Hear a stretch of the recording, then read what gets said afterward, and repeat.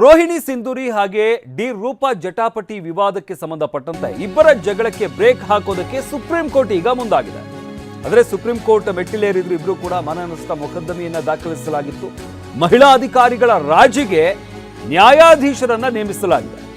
Justice Kurian Joseph ರನ್ನ ನೇಮಿಸಿರುವಂತಹ court ಮಾನನಷ್ಟ ಮೊಕದ್ದಮೆ ಕೇಸ್ನಲ್ಲಿ ಸಂಧಾನಕ್ಕೆ ಸೂಚನೆ ನೀಡಲಾಗಿದೆ. ಸುಪ್ರೀಂ ಕೋರ್ಟ್ನ ನಿವೃತ್ತ ನ್ಯಾಯಮೂರ್ತಿ ಕುರಿಯನ್ ಜೋಸೆಫ್ ಅವರನ್ನ ಸಂಧಾನಕ್ಕೆ ನೇಮಿಸಲಾಗಿದೆ. ಕೋರ್ಟ್ ಹೊರಗಡೆ ಕುಳಿತು ಚರ್ಚಿಸಿ ವಿವಾದವನ್ನ ಬಗೆಹರಿಸಿಕೊಳ್ಳಿ ಅಂತ ಸುಪ್ರೀಂ ಕೋರ್ಟ್ ಈಗ ಸೂಚನೆಯನ್ನ ಕೊಟ್ಟಿದೆ.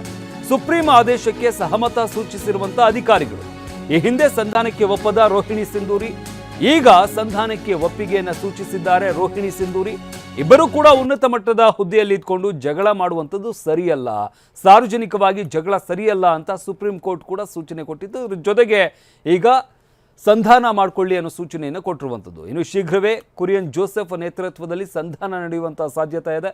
ಆದರೆ ಇಬ್ಬರು ಕೂಡ ಹಾಜರಾಗ್ತಾರಾ ಅಥವಾ ಕೋರ್ಟ್ನಲ್ಲಿ ತಮ್ಮ ಕೇಸನ್ನು ವಾಪಸ್ ತೆಗೆದುಕೊಂಡು ಅಲ್ಲಿಗೆ ಸುಮ್ಮನಾಗ್ತಾರಾ ಅಥವಾ ಸಂಧಾನಕ್ಕೆ ಇಬ್ಬರು ಹೋಗಿ ಅಲ್ಲಿ ಕೂತು ಮಾತನಾಡ್ತಾರಾ ಅನ್ನೋದನ್ನು ಸದ್ಯಕ್ಕೆ ಕಾದು ನೋಡಬೇಕಾಗಿದೆ. ಆದರೆ ಈಗ ಸುಪ್ರೀಂ ಕೋರ್ಟ್ ಕೊಟ್ಟಿರುವಂತಹ ಸೂಚನೆ ಏನು ಅಂತಂದರೆ, ಜಸ್ಟಿಸ್ ಕುರಿಯನ್ ಜೋಸೆಫ್ ಅವರನ್ನು ನೇಮಕ ಮಾಡಲಾಗಿರುವಂಥದ್ದು ನಿವೃತ್ತ ನ್ಯಾಯಾಧೀಶರು ಅವರ ನೇತೃತ್ವದಲ್ಲಿ ಕೂತ್ಕೊಂಡು ಇಬ್ಬರು ಕೂಡ ಸಂಧಾನ ಮಾಡಿಕೊಳ್ಳಿ ಅಂತ ಸೂಚನೆಯನ್ನು ಕೊಟ್ಟಿರುವಂಥದ್ದು.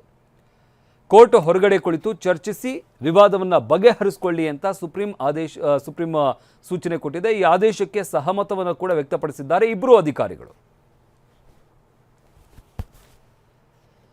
ಅಧಿಕ ಬಡ್ಡಿ ಆಮಿಷ ತೋರಿಸಿ ಜನರಿಂದ ಹೂಡಿಕೆ ಮಾಡಿಸಿದ್ದ ಆರೋಪದ ಹಿನ್ನೆಲೆಯಲ್ಲಿ ಶಿವಾನಂದ ನೀಲಣ್ಣನವರಿಗೆ ಮಧ್ಯಂತರ ಜಾಮೀನು ಮಂಜೂರಾಗಿದೆ. ಬೆಂಗಳೂರಿನ 93ನೇ ಸಿಟಿ ಸಿವಿಲ್ ಮತ್ತು ಸೆಷನ್ಸ್ ಕೋರ್ಟ್ನಿಂದ ಜಾಮೀನು ಮಂಜೂರಾಗಿದೆ. 3 ಲಕ್ಷ ರೂಪಾಯಿ ಮೊತ್ತದ ಬಾಂಡ್ ಹಾಗೆ ಒಬ್ಬರ ಶ್ಯೂರಿಟಿ ನೀಡುವಂತೆ ಸೂಚನೆ ನೀಡಲಾಗಿದೆ. ಭಾರತ ಬಿಟ್ಟು ತೆರಳದಂತೆ ತನಿಖೆಗೆ ಸಹಕರಿಸುವಂತೆ ಕೋರ್ಟ್ ಸೂಚನೆ ಕೊಟ್ಟಿದೆ. ಅಂದರೆ ಒಂದಷ್ಟು ಕಂಡೀಷನ್ಸ್ಗಳನ್ನು ಹಾಕಿ ಈಗ ಜಾಮೀನು ಮಂಜೂರು ಮಾಡಿದೆ. ಮಧ್ಯಂತರ ಜಾಮೀನನ್ನು ನೀಡಲಾಗಿರುವಂಥದ್ದು. ಸದ್ಯ ಬೆಳಗಾವಿ ಹಿಂಡಲ್ಗ ಜೈಲಲ್ಲಿರುವಂತಹ ಶಿವಾನಂದ ನೀಲಣ್ಣನವರ್ ಮಾಜಿ ಸೈನಿಕರು ಸಾರ್ವಜನಿಕರಿಂದ ಸಾವಿರಾರು ಕೋಟಿ ರೂಪಾಯಿ ಹಣವನ್ನು ಹೂಡಿಕೆ ಮಾಡಿರ್ತಾರೆ. ಈತನಿಗೆ ಶಿವಾನಂದ ನೀಲಣ್ಣನವರ್ ಪರ ವಕೀಲರಾದಂತಹ RG ಪಾಟೀಲ್ ಸುಧೀರ್ ನಿರ್ವಾಣಿ ವಾದವನ್ನು ಮಂಡಿಸಿ ಜಾಮೀನು ಕೊಡಿಸುವಲ್ಲಿ ಯಶಸ್ವಿಯಾಗಿದ್ದಾರೆ. ಅಧಿಕ ಬಡ್ಡಿ ಆಮಿಷ ತೋರಿಸಿ ಅಂದರೆ ಇಲ್ಲೀಗಲ್ ಆಗಿ ಇದಕ್ಕೆ ಯಾವುದೇ ರೀತಿಯಾದಂತಹ ಅನುಮತಿಯನ್ನು ಇವರು ಪಡ್ಕೊಂಡಿರೋದಿಲ್ಲ. ಈ ಬಡ್ಡಿ ವ್ಯವಹಾರ ಇರ್ಬೋದು ಅಥವಾ ಹಣ ಹೂಡಿಕೆ ಮಾಡಿಕೊಳ್ಳುವಂಥದ್ದು ಇರ್ಬೋದು, ಇದಕ್ಕೆ ಯಾವುದೇ ರೀತಿಯಾಗಿ ಸರ್ಕಾರದಿಂದ ಅನುಮತಿಯನ್ನು ಪಡ್ಕೊಳ್ಳದೆ ಜನರಿಂದ ಹೂಡಿಕೆ ಮಾಡಿಸ್ಕೊಂಡಿರ್ತಾರೆ. ಇದು ಸಾವಿರಾರು ಕೋಟಿ ರೂಪಾಯಿ ಹಣವನ್ನು ಹೂಡಿಕೆ ಮಾಡಿಸ್ಕೊಂಡಿರ್ತಾರೆ.